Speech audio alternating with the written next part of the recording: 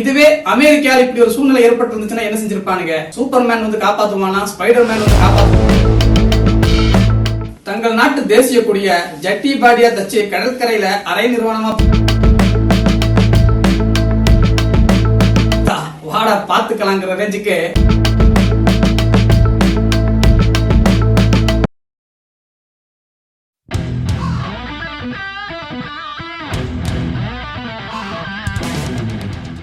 A guys, welcome to காக்கா கூட்டம் தமிழ். நான் டிடி ப்ரோ. மூன்றாவது உலக போர் ஆரம்பிச்சிடுமோன்னு சொல்லிட்டு நேற்றுக்கு இரவு முழுக்கவே உலக நாட்டு மக்கள் எல்லாமே ரொம்பவே பதைப்பா இருந்தாங்க. அப்பாடா, இப்போதைக்கு மூன்றாம் உலக போர் நடக்காதுடா சொல்லிட்டு அதுக்கு ஒரு இடைவேளை விட்டுருக்காங்க. அமெரிக்க அதிபர் ட்ரம்ப் ஈரானை இல்லாம பண்ண போறோம், பாரசீகம் அப்படிங்கிற ஒரு நாகரிகமே இருந்த சுவடே இல்லாம அழிக்க போறோம்னு சொல்லிட்டு ரொம்பவே ஆக்ரோஷமா அறிக்கையில விட்டுட்டு இருந்தாரு. இந்த ஆள் ஒரு கிறுக்கனாச்சே, போற போக்குல திடீர்னு இவனுடைய தோல்விகளை எல்லாம் மறைக்கிறதுக்காக வேண்டி அணுகுண்ட தூக்கி போட்டுருவானு சொல்லிட்டு உலகம் முழுக்கவே ரொம்பவே பரபரப்பா பதட்டத்தோட இருந்தாங்க. ஆனாலும் பாருங்க, உலக நாட்டுல எவ்வளவு பெரிய நாடுகள் இருக்காங்க, எவனுமே இவனை தட்டி கேட்கவோ கொஞ்சம் மூடிக்கிட்டு இருக்கியான்னு சொல்றதுக்கோ வக்கில்லாம இருக்காங்கிறது தான் ரொம்பவே ஒரு துரதிருஷ்டமான சூழ்நிலையா இருக்குது. ஆனாலும் இந்த போரை தங்களுடைய உயிரை கொடுத்து ஈரான் இளவரசிகள் முடிச்சு வச்சிருக்காங்கன்னு தான் சொல்லணும். போரை வென்ற ஈரான் இளவரசிகள் அப்படின்னு தான் இந்த வீடியோவுக்கு டைட்டில் வைக்கணும். எப்படிப்பான்னு கேக்குறீங்களா? பொதுவா இரண்டு நாடுகளுக்கு இடையில ஒரு போர் நடக்குதுன்னு சொன்னா, அதுவும் ஒரு நாடு மூர்க்கமா இன்னைக்கு உன்னை இல்லன்னு பண்ண போறேன்டா சொல்லி டேட் சொல்லி இன்னையோட நீ க்ளோஸ், உன் மேல என்ன மாதிரியான தாக்குதல் வேணாலும் நடத்துவேன், புல் பூண்டே இல்லாத அளவுக்கு உழைக்க போறேன்னு சொல்லி சவால் விட்டுச்சுன்னா பாதிக்கப்படக்கூடிய நாடு எப்படி இருக்கும்? அம்மா இவ ஏதோ பண்ணிடுவான் போல இருக்குன்னு சொல்லிட்டு எங்கடா பதுங்கலாம் சொல்லிட்டு அந்த நாட்டு மக்கள் எல்லாம் உயிரை காப்பாத்திக்கிறதுக்காக வேண்டி எங்கடா பதுங்கு குழி இருக்குன்னு சொல்லிட்டு எல்லாம் பாஞ்சு பதுங்கத்தான் செய்வாங்க. ஏன் உதாரணமா இஸ்ரேல் நாட்டு எடுத்துக்கங்க. அவனுங்க நாட்டுல உலகத்துல இருக்க எல்லா நாட்டுக்கூடையும் உரண்டை இழுத்துட்டு எப்ப வேணா எவன் வேணா நம்ம நெஞ்சிலேயே மிதிப்பாங்கிறதுக்கு எதிர்பார்த்து காத்திருப்பானுங்க போல. அதுக்காக வேண்டியே பதுங்கிறதுக்காக வேண்டிய வீடுகளை கட்டி வைக்கிறத விட பதுங்கு குழியை தான் அந்த நாடு முழுக்க கட்டி வச்சிருக்காங்க. அந்த மாதிரி ஒரு ஈனப்பயலுங்க அவனுதான் இந்த போரையே ஆரம்பிச்சு வச்சானுங்க வச்சுக்கோங்க.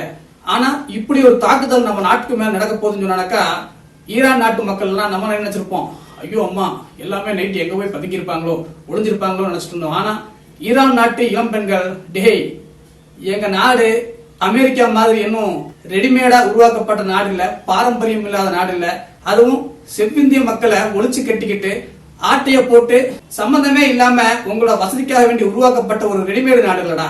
உன்ன மாதிரி நாங்க ஒன்னும் பாரம்பரியம் இல்லாத பண்பாடு இல்லாத நாடு இல்லடா. உங்க நாடெல்லாம் உருவாகிறதுக்கு 1000 வருஷத்துக்கு முன்னாடியே நாங்கெல்லாம் ஒரு நாகரிகத்தோட வாழ்ந்த நாடுதாங்கிறத நெத்தி பொட்டில் அடிச்ச மாதிரி இந்த உலக மக்களுக்கு உணர்த்தி இருக்காங்க. அதாவது அமெரிக்காக்காரன் எங்கெல்லாம் குண்டு போடுவான்னு சொல்லி மிரட்டினானோ அங்க எல்லாம் ஈரான் இளம் பெண்கள் லட்சக்கணக்கில் கூடி, டேய் எங்க நாட்டு இன்ஃப்ராஸ்ட்ரக்சரை எல்லாம் காலி பண்ண போறியா, அணுமின் நிலங்களை எல்லாம் ஒழிக்க போறியா, இந்த வா விக்ரம் படத்துல கமல் சொல்லுவாரே வாடா பாத்துக்கலாங்கிற ரேஞ்சுக்கு அந்த நாட்டு மக்கள் எல்லாம் அணுகுண்டு விழுந்தா என்ன, ஏவுகணை விழுந்தா என்ன, எங்க உசுரை தாண்டி தாண்டா எங்க நாட்டுடைய கட்டுமானங்களை எல்லாம் நீ தகர்க்க முடியும்னு சொல்லிட்டு லட்சக்கணக்கில் தெருக்கள்ல கூட்டிட்டாங்க. இது உலகம் முழுக்க மிகப்பெரிய வைரலாகி உலக மக்கள் எல்லாமே ரொம்பவே ஆச்சரியமாகவும் வாவ் டே இதுதான்டா தேசபக்தின்னு. இதுவே அமெரிக்கால இப்படி ஒரு சூழ்நிலை ஏற்பட்டு இருந்துச்சுன்னா என்ன செஞ்சிருப்பானுங்க? எல்லாம் பதுங்கு குழியில ஒளிஞ்சுக்கிட்டு ஜன்னல் வழியா சூப்பர்மேன் வந்து காப்பாத்துவானா, ஸ்பைடர்மேன் வந்து காப்பாத்துவானான்னு சொல்லிட்டு வானத்தை வேடிக்கை பார்த்துட்டு இருந்திருப்பானுங்க. நம்ம நாட்டு தேசிய கொடியெல்லாம் குடியரசு தின கொடியை ஏத்தி முடிச்சதுக்கு அப்புறமா அந்த தோரண கொடி எங்கேயாச்சும் ரோட்ல கிடந்தாலே நமக்கு பகீர்னு இருக்கும், என்னடா இது இப்படி போட்டு வச்சிருக்காங்கன்னு சொல்லிட்டு. ஆனா அமெரிக்க மக்கள் அவங்களுடைய தேசபக்தி எப்படி காட்டுவாங்க தெரியுமா? செருப்புல, சூவுல, ஜட்டியில, பாடியில எல்லாமே அவங்க தேசக்கூடிய பிரிண்ட் பண்ணிக்கிட்டு கடற்கரை ஓரமா படுத்து கிடப்பாங்க. என்ன கேட்டாக்கா அந்த அளவுக்கு எங்க நாட்டை நாங்க நேசிக்கிறோம், எங்களுடைய தேசபக்தியில ஒரு பகுதின்னு காட்டுவாங்க.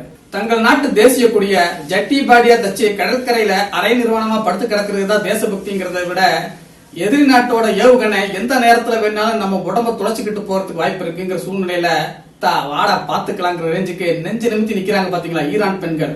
இதுதான்டா தேசபக்தியோட அடையாளம். அமெரிக்கா ஃபாஸ்ட் ஃபுட் மாதிரி உருவாக்கப்பட்ட ஒரு நாடுதான். செவ்விந்தியர்கள் கூட்டமா வாழ்ந்துட்டு இருந்த ஒரு தேசத்துல இந்த பிரிட்டன் வாசிகள் எல்லாம் கப்பல் மூலமா போய் குடியேறி அங்க இருக்கக்கூடிய மக்களை எல்லாம் ஒழிச்சு கட்டி தானே அந்த நாட்டுக்கு சொந்தக்காரங்கிற ரேஞ்சுக்கு அந்த நாட்டை கைப்பற்றி அதுக்கப்புறமா அவனுக்கு உலகம் முழுக்க இருக்கக்கூடிய நிறைய புத்திசாலிகளை எல்லாம் வரவழைச்சு அந்த நாட்டை அடுத்த கட்டத்துக்கு உயர்த்தி கொண்டு போய் அப்படியே தேசபக்தியில அவங்களுடைய ஹாலிவுட் படங்கள் எல்லாம் காட்டுவானுங்க.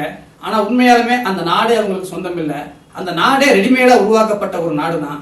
இவனுங்க 2000 வருஷத்துக்கு மேல பழமையான நாகரிகத்தோடு வாழ்ந்துட்டு இருக்கக்கூடிய ஒரு நாகரிகத்தையே இல்லாம பண்ணிருவோம், பாரசீகம் அப்படிங்கிற ஒரு நாகரிகமே இந்த உலகத்துல இருந்துச்சாங்கிற சுவடே தெரியாம ஒழிக்க போறேங்கிற ரேஞ்சுக்கு யுஎஸ் பிரசிடென்ட் வாய் உதரா கொடுத்துட்டு இருந்தாரு. நாம ஒண்ணும் பெரிய இன்டர்நேஷனல் வேர் அனலிஸ்ட் எல்லாம் கிடையாது. ஆனாலும் அன்றாட நாட்டு நடப்புகளையும் உலக செய்திகளையும் தொடர்ந்து பார்த்து வரக்கூடிய ஒரு சாதாரண பாமர குடிமகன் அப்படிங்கிற வகையில இந்த போர் எந்த மாதிரியான விளைவுகளை எல்லாம் இந்த உலகத்துல ஏற்படுத்திங்கிறத பத்தி நம்ம மாதிரியான ஒரு சாதாரண ஜனங்களுக்கு பேசணுங்கிறதுக்காக வேண்டிதான் இந்த வீடியோ. இந்த அமெரிக்காங்கிறவன் 20ஆம் நூற்றாண்டுல எந்த மாதிரியான போர் தொழில்நுட்பங்களை எல்லாம் பயன்படுத்தி உலக நாடுகளை மிரட்டிக்கிட்டு இருந்தானோ, கபலீகரம் பண்ணிக்கிட்டு இருந்தானோ, அதே மாதிரியான ஒரு ஸ்டைல தான் 21ஆம் நூற்றாண்டுல ஈரான் கிட்ட வந்து காட்டியிருக்கான். ஈரான் இந்த போர்ல ஒரு ஸ்மார்ட்டான ஜென்சி கிட்ஸ் மாதிரி செயல்பட்டு இருக்காங்க. பல்லாயிரம் கோடி ரூபாய் தொழில்நுட்பத்தோட ராணுவத்தை வச்சுக்கிட்டு இருக்கக்கூடிய அமெரிக்காவுக்கு சில லட்சம் கோடி ரூபாயே வச்சிருக்கக்கூடிய ஆயுதங்களை வச்சு மிகப்பெரிய ஒரு பாடத்தை நடத்தி இருக்காங்க. அதாவது ஒரு பெரிய பலசாலி கையில ஒரு துப்பாக்கியோட வந்து ஒருத்தனை மிரட்டிக்கிட்டு இருக்கும் போது மறைஞ்சிருந்த ஒருத்தன் வெறும் கல்லால துப்பாக்கி வச்சிருக்கிறவனோட கையை உடைச்சு விட்டானக்கா அவன் எப்படி அந்த ஆயுதத்தை பயன்படுத்துவான்? ஒரு பல லட்சம் ரூபாய் வேல்யூ இருக்கக்கூடிய ஒரு துப்பாக்கிய ஒரு சாதாரண கல்லை வச்சு பயன்படுத்த முடியாம அடிச்சானக்கா அதுதான் மூளையை வச்சு அடிக்கிறதுங்கிறது. அந்த மாதிரியான ஒரு தொழில்நுட்பத்தை தான் ஈரான் இந்த போர்ல காட்டி இருக்குது. இந்த போர் உலகம் முழுக்க இனி நடக்க போகக்கூடிய போர்களுக்கு எல்லாமே புது வியூகத்தையும் புது ராஜதந்திரங்களையும் உருவாக்கி இருக்குன்னு தான் சொல்லணும். இந்த தமிழ் சினிமாக்கள்ல சொல்லுவாங்களே வில்லனுங்க, இங்க அடிச்சா அங்க வலிக்கும்னு சொல்லுவாங்க பாத்தீங்களா, அதுக்குண்டான ஒரு தெளிவான விளக்கத்தை இந்த போர்ல நிகழ்த்தி காட்டியிருக்கு ஈரான். அமெரிக்காக்காரன் இஸ்ரேல்காரனை ஏவி விட்டுட்டு ஈரான் மேல தாக்குதல் நடத்திட்டு இருந்தான். திருப்பி இஸ்ரேல் மேலதான் தாக்குதல் நடத்துவாங்க. அயன் டோமு மயன் டோம் எல்லாம் வச்சு அதை தடுத்துக்கிட்டு ஈரான சல்லடை போடலாம்னு சொல்லிட்டு அமெரிக்காக்காரன் பயங்கரமா பிளான் பண்ணியிருந்தான். ஆனா மாப்பிள்ள நீ எங்க அடிச்சானாக்கா அழுகுவேங்கிறது எனக்கு தெரியும் சொல்லிட்டு கல்ஃப் கண்ட்ரீஸ்ல அமெரிக்காக்காரனுடைய சொத்துக்களை எல்லாம் பொத்தல் பொத்தலா சல்லடை போட்டு விட்டாங்க ஈரான்காரன். இத ட்ரம்ப் எதிர்பார்க்கவே இல்லை. இன்னும் சொல்ல போனா ட்ரம்ப்னுடைய பர்சனலான நிறைய இன்வெஸ்ட்மெண்ட்கள் எல்லாமே துபாயில இருக்குன்னு சொல்றாங்க. அதையெல்லாம் குறி வச்சு அடிச்சிருக்கு ஈரான். இதுதான் ட்ரம்ப்புக்கு தாங்க முடியாத வேதனையா இருக்கு. அதனாலதான் இப்ப அவரு மனநலம் பாதிக்கப்பட்ட ரேஞ்சுக்கு போயிட்டு இருக்காரு. ஈரான் தங்களுடைய மக்களுக்கு சரியான கல்வியை பூத்தி இருக்கு. ஆராய்ச்சி விஷயங்கள் எல்லாம் பயங்கரமான இன்வெஸ்ட்மெண்ட்கள் எல்லாம் பண்ணி அறிவியல் ரீதியா அந்த நாட்டுடைய கட்டமைப்பையும் அந்த நாட்டுடைய மக்களுடைய கல்வியையும் உயர்த்தி இருக்கிறது தான் இன்னைக்கு ஈரான் உலக அளவுல மக்கள் எல்லோராலையும் வியந்து பார்க்கப்படுது. ஆனா இந்த சவுதியை ஆட்சி பண்ணக்கூடிய இளவரசர்கள், இந்த சவுதி பேக்குக சேக்குக கல்வி ஆராய்ச்சி இந்த மாதிரியான விஷயங்களுக்கு எல்லாமே தனிப்பட்ட முறையில அந்த நாட்டு மக்களை அடுத்த கட்டத்துக்கு கொண்டு செல்லாம எதுக்கு எடுத்தாலும் பெட்ரோல் விற்கிறோம், காசு கிடைக்குது, அமெரிக்காக்காரனை அண்டி புடைச்சிட்டே இருந்ததன் விளைவுதான் இன்னைக்கு அமெரிக்காக்காரனுக்கு விழுந்த அட்டி ஐயோ அம்மா இனி அடுத்து நம்ம எவங்காடா பிடிக்கிறங்கிற ரேஞ்சுக்கு சவுதி அரேபிய சேக்குகள் எல்லாம் மிரண்டு போய் நிக்கிறாங்க.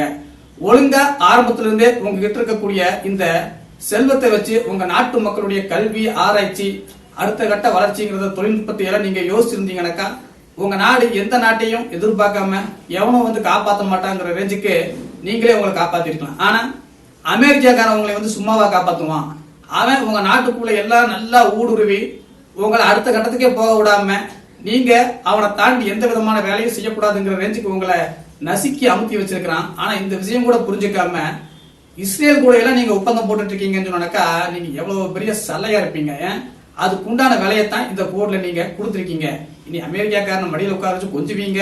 அமெரிக்கா எந்த நாட்டுக்கு மேல வேணாலும் போர் தொடுக்கலாம், எந்த நாட்டில் இருக்கக்கூடிய இயற்கை வளங்களையும் கொள்ளையடிக்கலாம், எந்த நாட்டுக்கு மேலையும் வரி விதிக்கலாம். ஆனா இதை யாருமே எதிர்த்து பேச மாட்டோம். உலக நாட்டில் இருக்கக்கூடிய மற்ற நாட்டினுடைய அதிபர்கள் பிரதமர்கள் எல்லாமே நாங்க டம்மிங்க தான். இதையெல்லாம் எதிர்த்து பேசக்கூடிய திராணியும் தெம்பு எங்களுக்கு கிடையாது. அமெரிக்கா அமெரிக்கா தாண்டா அப்படிங்கிற ரேஞ்சுக்கு ஈரானை விட மிகப்பெரிய தொழில்நுட்பத்திலையும் செல்வத்திலையும் உயர்ந்திருந்த நாடுகள் எல்லாமே அமெரிக்கா கிட்ட கை கட்டி நின்று இருந்தப்ப ஈரான்காரன் கொடுத்தான் பாருங்க அடி. இன்னொன்னு இந்த போர் மூலமா ஈரானுக்கு ஒரு மிகப்பெரிய ஒரு வெளிச்சத்தை அமெரிக்கா காட்டியிருக்குன்னு தான் சொல்லணும். ஹோர்முஸ் நீரிணை, இந்த நீரிணை வழியா அமெரிக்கா உலகம் முழுக்கக்கூடிய எல்லா நாடுகளும் கொடுக்காம மறுக்கான மாசத்துக்கு ஆயிரக்கணக்கான கப்பல்கள்ல கண்டெய்னர்கள் முதல் கொண்டு எண்ணெய் எரிவாயு தங்க கட்டிகள்னு எலக்ட்ரானிக் குட்ஸ் ஃபுட்டுன்னு துணின்னு எக்காச்சக்கமான பிசினஸ் பண்ணிக்கிட்டு இருந்தாங்க. ஆனா பாருங்க ஈரானுக்கு ஓஹோ இப்படி ஒரு விஷயம் இருக்குது இந்த போர்ல தான் எனக்கு தெரிஞ்சது, இனி இதை நாங்க யூஸ் பண்ணிக்கிறோம். துபாய் மாதிரி நாடுகள்ல பாத்தீங்கன்னா பெட்ரோல் கிடையாது. நம்ம சவுதி அரேபியால பெட்ரோல் இருக்கு, பஹ்ரைன்ல கேஸ் இருக்கு, கத்தார் இந்த மாதிரி நாடுகள் இருக்கு. துபாய்ங்கிற நாட்டுல வந்து நிலத்துக்கடியில பெட்ரோல் இல்ல. அதனால தான் அவன் 100 மாடி 200 மாடி சொல்லி அந்த நாட்டை அப்படியே டூரிஸ்ட் பிளேஸா மாத்தி வச்சிருக்கான். கொடுத்த குடுல அடுத்த அடியில இனி துபாய் பக்கமா எவனும் தலை வச்சு படுக்க மாட்டான். இந்த 2 வாரம் போர் நிறுத்தம் ஏற்படுத்திருக்கு பாத்தீங்களா, இந்த கேப்ல இந்த கல்ஃப் கண்ட்ரீஸ்ல பஞ்சமலைக்கு போனவங்க வேலைக்கு போனவங்க எல்லாமே தலை தெரிச்சு ஓடி வர போறாங்க. இனி சவுதி சேக்குகளுக்கு வேலை செய்யறதுக்கு எவனும் கிடைக்க மாட்டான். எல்லாம் இருப்பு வளைஞ்சு நீங்களே உங்க வீட்டு வேலையை செய்யுங்களா. அந்த மாதிரி ஒரு சூழ்நிலைக்கு இன்னைக்கு ஈரான்காரன் சவுதி கண்ட்ரீஸ் எல்லாம் மாத்தி விட்டுட்டான். இதுக்கெல்லாம் என்ன காரணம்? கூடா நட்பு கேடாய் முடியும்னு ஒரு பழமொழி இருக்கு பாத்தீங்களா, அதுக்கு சரியான உதாரணம் நம்ம சவுதிக்காரன் அமெரிக்கா கூடயும் இஸ்ரேல் கூடயும் கொண்ட நட்பு தான். இந்த போர் மூலமா உலகம் முழுக்க இருக்கக்கூடிய நிறைய ஆட்சியாளர்களுடைய மனநிலை எப்படி இருக்குங்கிறத பட்டவர்த்தனமா தெரியுது. அதாவது எவன் வீட்டுல இலவ விழுந்தா என்ன, எனக்கு எரிவாயு கிடைச்சா போதுங்கிற ரேஞ்சுக்கு தான் உலகம் முழுக்க இருக்கக்கூடிய நிறைய நாட்டுடைய அதிபர்கள் பிரதமர்கள் இருக்காங்க. அமெரிக்கா இஸ்ரேலும் சேர்ந்து 40 வருஷமா பொருளாதாரத்துல ஒடுக்கப்பட்ட ஒரு நாட்டுக்கு மேல இந்த அளவுக்கு அப்பாவி மக்களை கொள்றாங்க. பள்ளி குழந்தைகள் மேல குண்டு போட்டு கொடூரமா கொள்றாங்க. கடல் நீரை குடிநீராக்கி மக்களுடைய அடிப்படை வாழ்வாதாரமா விளங்கக்கூடிய மிகப்பெரிய தொழிற்சாலைகளை எல்லாம் அடிச்சு ஒழிக்கிறானுங்க. அப்புறமா அங்க இருக்கக்கூடிய மின்சார நிலையங்களை தகர்க்கிறானுங்க. மக்கள் பயன்படுத்தக்கூடிய மிகப்பெரிய பாலங்களை எல்லாம் உடைச்சு சிதற வைக்கிறானுங்க. ஆனா இதுக்கெல்லாம் எவனுமே எதிர்த்து என்னங்க இப்படி பண்ணிட்டு இருக்கீங்க? இதுதான் போர் நடத்துற லட்சணமா? போருங்கிறது ராணுவத்துக்கும் நடக்கணும். ராணுவ நிலையங்கள் மேல தாக்குதல் நடத்துவாங்க. நீங்க என்னடா இப்ப பொதுமக்களை அப்பாவி மக்கள் கொண்டுட்டு இருக்கீங்கன்னு சொல்லிட்டு உலகத்துல இருக்கக்கூடிய எவனாச்சும் எதிர்த்து கேட்கிறானா? எல்லாமே டம்மி பீஸா தான் இருக்கிறானுங்க. எவன் வீட்டுல இலவு விழுந்தா என்ன, எனக்கு எரிவாயு கிடைச்சா போதுங்கிற ரேஞ்சில தான் உலகளுடைய நிறைய நாட்டு அதிபர்கள் இருக்கிறாங்க. இதனாலதான் கடுப்பான ஈரான், டேய் ஹோர்மூஸ்ங்கிற ஒரு மிகப்பெரிய ஆயுதம் எங்களுக்கு புதுசா கிடைச்சிருக்கு, இதோட வேல்யூ தெரியாம இத்தனை வருஷமா நாங்க இருந்துட்டோமேனு ரொம்பவே ஃபீல் பண்ணிருப்பாங்க. இப்ப அந்த புது ஆயுதத்தை எடுத்ததுக்கு அப்புறம் தான் உலக நாட்டு மக்கள் எல்லாமே அப்படியே சும்மா அலறானுங்க, ஐயோ அம்மா தயவு செய்து போர் நிறுத்துங்கன்னு. இப்ப அந்த ஹார்மூஸ்ங்கிற அந்த முக்கியமான ஒரு இடம் ஈரான் கிட்ட இல்ல வச்சுங்க, உலகம் முழுக்க இருக்கக்கூடிய நிறைய நாட்டு அதிபர்கள் எவன் செத்தா நமக்கு என்ன, நமக்கு எரிவாயு கிடைச்சா போகுதா அந்த ரேஞ்சில தான் இருந்திருப்பானுங்க. அந்த ஹார்மூஸை லாக் பண்ண உடனே பாத்தீங்களா உலகம் முழுக்க ஐயோ ஏன் இப்படி பண்றீங்க, ஏன் அப்படி பண்றீங்கன்னு சொல்லிட்டு நீரி கண்ணீர் வடிச்சிட்டு வராங்க. என்னங்க கடல்ல போய் இப்படி ஒரு செக் போஸ்ட் போட்டானாக்கா வசூல் பண்ற தப்பு இல்லையான்ட்டு நிறைய நியாயவான்கள் பேசிக்கிட்டு வருவானுங்க. அடே உள்நாட்டு மக்களால ஓட்டு போட்டு உயர்ந்த பதவிக்கு வந்து உள்நாட்டு மக்கள் தினமுமே போயிட்டு வந்துட்டு இருக்கக்கூடிய ஒரு ரோட்டுக்கு மேல திடீர்னு ஒரு கேட்டை போட்டுட்டு டோல்கேட்ங்கிற பேர்ல ஒவ்வொரு தடவை போகும்போதும் வண்டியை நிறுத்தி வசூல் பண்றாங்களே, அதையே எதிர்த்து கேட்க துப்பில்லாத நீங்க ஈரான்ங்கிற ஒரு நாட்டுக்கு சொந்தமான கடல் பகுதியில ஈரானுக்கு சம்மந்தமே இல்லாத உலக நாடுகள் கப்பலா கோடிக்கணக்கான ரூபாய் பொருட்களை கொண்டு வந்துகிட்டு கோடி கணக்கில் சம்பாதிச்சுக்கிட்டு இருப்பாங்களாமா. அதை அவன் கை கட்டி வேடிக்கை பார்த்துட்டு இருக்கணுமா? இத்தனை வருஷமா அவன் பொருளாதார தடைகளை பாதிக்கப்பட்டப்ப எவனாச்சும் குரல் கொடுத்தீங்களா? இத்தனை வருஷமா அந்த வழியா போயிட்டு அந்த கப்பல்கள் மூலமா சம்பாதிச்ச காசு அவனுக்கு ஏதாச்சும் ஒத்த பைசா கொடுத்துருக்கீங்களா? கொடுக்கலையல்ல, இனிமேல் கொடுங்க. அந்த நாடு அடிபட்டு சின்ன பின்னப்பட்டு இருக்கும்போது வேடி பார்த்ததோட விளைவு நீங்க கொடுக்கற ஃபைன் தான் அந்த டோல்கேட் கட்டணும். ஆனா ஒரு விஷயங்க, ஆபிரகாம் லிங்கன் அப்படிங்கிறவரு செருப்பு தைச்சவரா இருந்தாரு, படிச்சு படிப்படியா முன்னேறி அரசியல்ல போய் மேல வந்து அப்படியே அமெரிக்க அதிபராகவே உயர்ந்தாரு அப்படின்னு ஆபிரகாம் லிங்கன் மேல உலக நாட்டு மக்கள் எல்லாத்துக்குமே ஒரு மிகப்பெரிய மரியாதை இருந்துச்சு. போர்க்களத்துல அடி வாங்கி ஓட்டையாயி தீப்பிடிச்சு தப்பிச்சு பல கிலோமீட்டர்கள் திரும்பி பயந்து ஓடி போன ஒரு கப்பலுக்கு இந்த உயர்ந்த தலைவரோட பேரை வச்சிருக்கீங்க பாத்தீங்களா? அதுதான் ரொம்ப வருத்தமா இருக்கு. அவரோட பேரை அசிங்கப்படுத்தாதீங்க தயவு செய்து. அந்த ஆபிரகாம் லிங்கன் கப்பலுக்கு ட்ரம்போட பேரை வைங்க, அதுதான் மிக மிக பொருத்தமா இருக்கும். என்ன கைஸ், நம்ம சேனல்ல லாங் வீடியோ போட்டு ரொம்ப நாள் ஆச்சு. ஆனாலும் இந்த போர் சம்பவங்களை எல்லாம் தொடர்ந்து நம்ம பார்த்துட்டே இருக்கிறதால இது சம்பந்தமா ஒரு வீடியோ போடலாமே தான் இந்த வீடியோ. உங்களுக்கு பிடிச்சிருந்துச்சுனாக்கா மறக்காம லைக் பண்ணுங்க, ஷேர் பண்ணுங்க. இந்த வீடியோ பத்தின உங்களுடைய கமெண்ட்களையும் மறக்காம கீழே பதிவிடுங்க. மீண்டும் வேறு வீடியோவில் உங்களை சந்திக்கிறேன். அதுவரை உங்களிடமிருந்து விடைபெறுவது உங்கள் நண்பன் டிடி ப்ரோ. மகிழ்ச்சி பாராட்டும்.